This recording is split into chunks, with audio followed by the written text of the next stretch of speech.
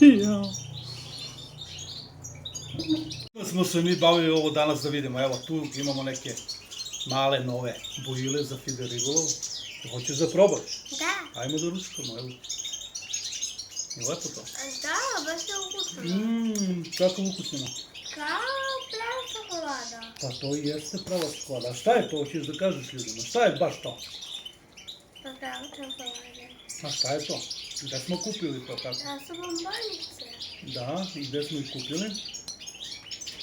U prodavnici. Da, evo ih, znači to su ove bombone za decu. 50 grama košta oko 60 dinara, unutra ima preko 40 komada. I hoćeš da izvadiš jedno da vidimo kako izgleda pakovanje, a? I znači sami ste videli kako se ponašaju u vodi. Znači bukvalno, evo pokaži tamo. Znači, Evo, kao pravi panda. ajde, otvori pandicu, postavi tu da poručkamo.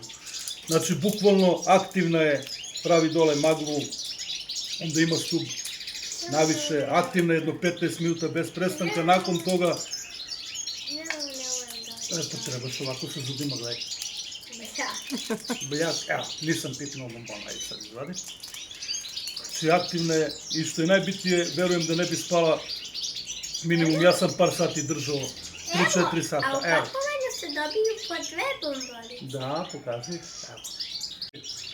Par sata sam ih držao u vodi, znači tvrde su, ne mogu sa trna da spadnu, a kad se ovo odgrize deo hrskave su, znači može riba bez problema da ih samelje. Izuzetno jak ukus čokolade, samo da vidimo koji je sastav, znači piše draže bombona sa jezgrovom mlečnog krema 82%.